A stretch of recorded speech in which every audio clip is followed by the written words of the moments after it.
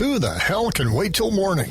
Talk now at latenightsportsradio.com. Oh, I also have a little bit of news. Please talk. My wife and I are having a baby. Oh my God! She had sex with you?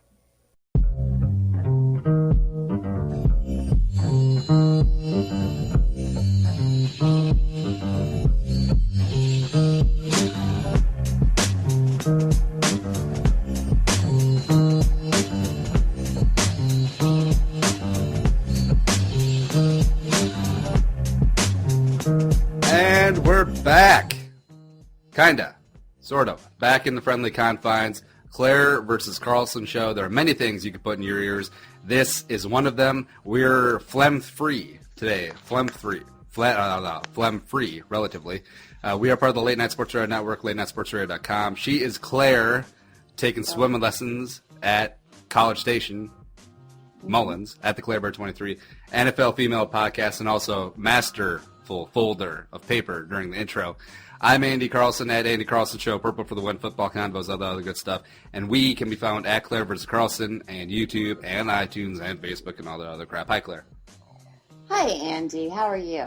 I am fantastic. I'm more fantastic because I found out that you used to go swimming down at the old swimming hole back in college. Well, you know, there was a swimming hole in College Station on the Brazos River, but I actually took a swimming class in college. I took a scuba class, too, in college. So I know how to swim. Not like Robert Konrad, apparently, but I can swim. We'll get to Rob Conrad. But, no, well, I understand hot days down at College Station, then you had the little Junction Boys, that's tied to Texas A&M, but going down to the swimming hole with paw and your fishing pole and your jeans are rolled up to the knee and then... Oh. Bro. No, I'm pretty sure I was wearing a bikini and we were smoking things that you shouldn't smoke publicly, and we just hide down by the little place by the river sometimes, but we were not really country bumpkins. Yeah, and then that bikini went by, Felicia. Oh, please. It happens. We have way too much stuff left on. This is the fourth to final Claire show. Four is left? That what it is? I think so. I got your replacement lined up, and she's great. Who is she? Di Murphy, I believe. Di? Yeah. Ah, sweet. Yeah. Sweet. She could probably handle you better than I can. We go way back like chiropractic. Baywatch. Baywatch. We go Baywatch. But we have a ton of stuff to get to. Ohio State wins for some reason. Cardale Jones decided to stay in school. He completely psyched out all of us. Divisional games and the NFL happened. Was the biggest surprise we had there. Coaching carousel go round and round and round. My notes from yesterday aren't even up to date. We'll get to that. And then a bunch of other hodgepodge stuff in segment 2, and then we'll wrap up with our championship game picks. Who is going to the Super Bowl, Claire? I don't know. We'll find out then. I know who I think is going to go. All right, so Claire, how was your week, though? How did you spend your time? You've been saying that you've been working like a dog. Like a dog. I've been in Denver all week, but I was in Kansas last week, and I got less than 24 hours at home between trips, and so I've been gone, and doing well, being really successful, but it doesn't lend itself to any free time, which kind of stinks. Now, are you like up in the air like George Clooney? Yeah, well, I fly to and from somewhere pretty much once a week. So you get to hang out with an Anna Kendrick type person? No, we don't have that kind of hot fire on my planes. Oh, by the way, George Clooney's wife, did you see her at the Golden Globes? Yeah. She is a very nice-looking lady.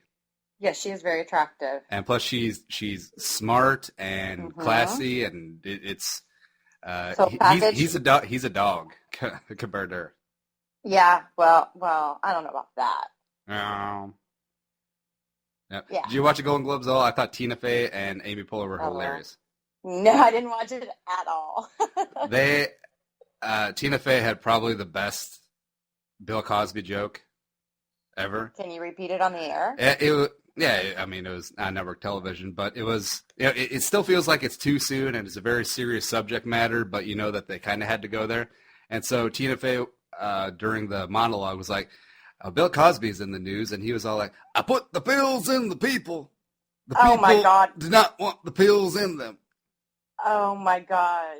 Really? I know it's a very unfunny subject, but the way that she delivered it was hilarious, and I sometimes I just find myself saying that to myself throughout the day. Yeah. And I'm a huge Tina Fey fan, SNL, 30 Rock, and this is going to be this is my favorite thing she's ever done.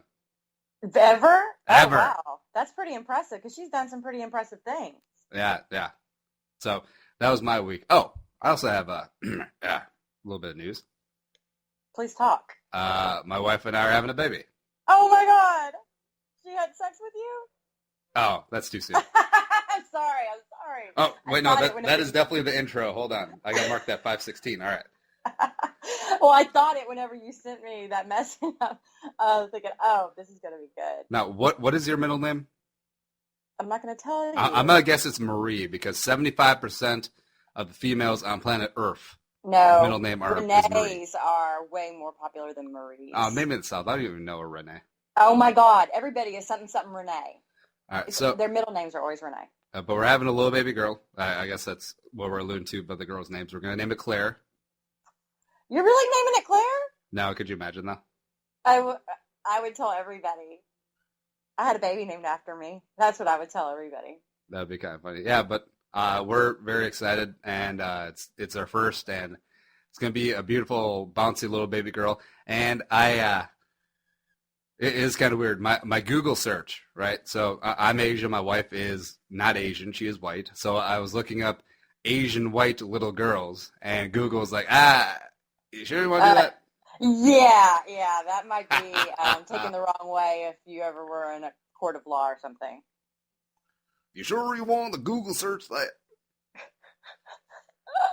So that is my happy news. Yes, my wife did have sex. Congratulations! Knocked it out of the park. Congratulations on having sex and impregnating your wife. And little Tedette Yay! Bridgewater Carlson is coming up. That's actually really awesome. I'm excited for y'all. Little girls are great.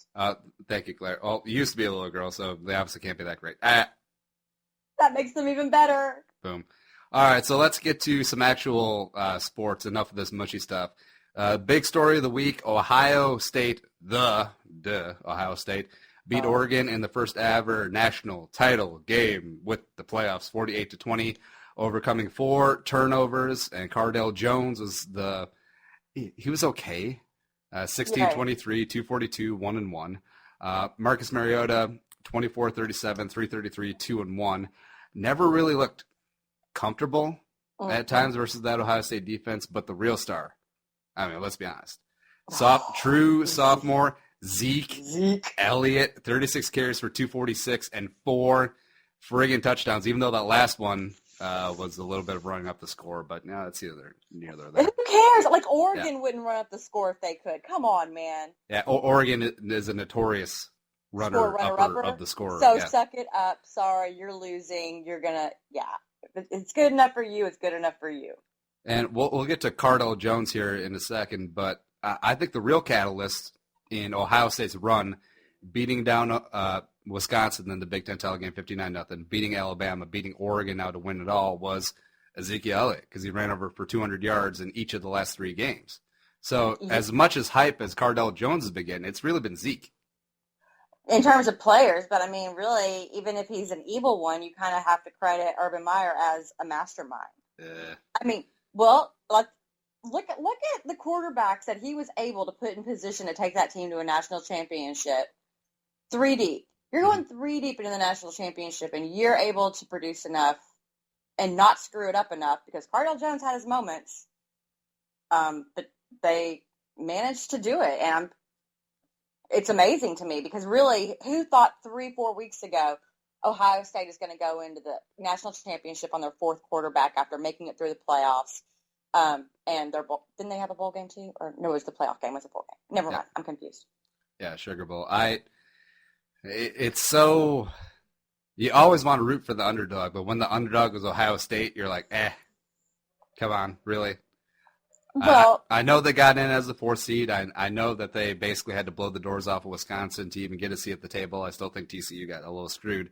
But it's so hard because as a sports fan, your default is almost to always root for the underdog. But when the underdog is a freaking 7-time previous national champion, it's kind of hard. Plus with their fan base. Who has lots to say about it, their fan base. So they definitely don't let anybody forget, which is always kind of makes you want that guy to lose, no matter how underdoggy they can be. Yeah, and I don't know. But the biggest thing coming out of that was Cardale Jones, and yesterday at about 3 o'clock, oh, nope, it was supposed to be 3, but no, they changed it to 4.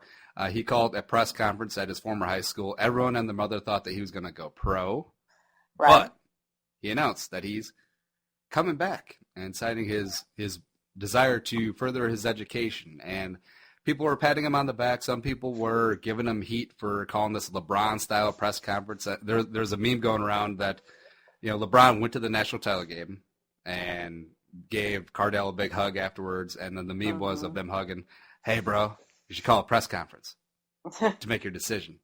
Because this was basically LeBron's decision back at the old high school. And this is the guy that everyone has been pointing out. This is the guy who tweeted out, "Oh, we didn't come here to play school. We can't play football." But from the press conference, I did see that he has matured a lot, and he was very well spoken, very eloquent in stating his reasons why he's coming back. I just don't think it was the correct decision for him. But then again, who am I to say it's his decision?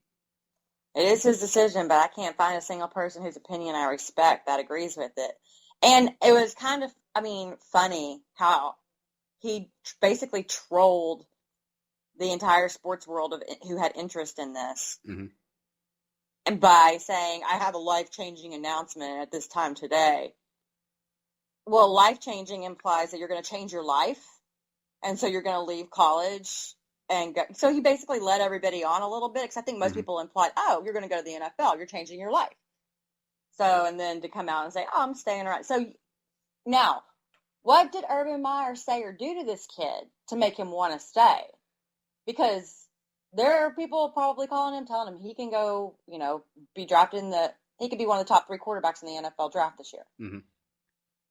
Yeah, exactly. Because if he did come out, I think by the time the draft came around, after the pro days, after the interviews, where this kid just in shorts just has a phenomenal workout, has a huge day. He's 6'5", 249, so basically 250 pounds. He has all the measurables, has the huge arm the NFL wants. I could see him easily going as the 3rd quarterback when that was all said and done. And I actually think Mariota is going to get Teddy Bridgewatered a little bit, with the slender frame, not coming from exactly a pro-style offense. I think he might fall in the draft. I wouldn't have been shocked if Cardale came out if Cardale went before Mariota when it was all said and done. Which it could happen. Sounds a little nuts now. Well, it's all hypothetical now, but I am a little taken aback as well, because many people point out the iron will never be hotter for this kid. And if he comes back another year, he's not guaranteed to win the job. But then again, if he can't beat out J.T. Barrett and potentially Braxton Miller, how good of an NFL quarterback is he really going to be? And if he does start the full year, say Ohio State struggles a little bit, maybe his game gets picked apart, because the defensive coordinators in the Big Ten, they're not dummies. And now they're going to have tape on this guy and know that he's coming and will adjust their defenses to him. Right. Because I think that's one of the reasons why Saban struggled against Cardale in the Sugar Bowl, because he only had 1 game of tape on Cardale. And a lot of that was still Zeke in that 59-0 ass kicking in Wisconsin, which was beautiful, by the way. Zeke is Bay, eating the confetti like a child. We'll touch on Zeke here in a second. But okay. Cardale, you can tell he's intelligent. But what struck me was when he said in the press conference, he didn't know why people were making such a big deal. People were making such a big deal because you were making such a big deal, man. You're holding a press conference, and you're putting out cryptic tweets like, oh, life-changing news at 3. Just kidding, 4. And I don't know. I don't even know if he's going to come back start, because J.T. Barrett was a bad man, like we talked about. he snuck into the Heisman conversation, and I think he is a better fit for what Urban Meyer has traditionally done on offense. And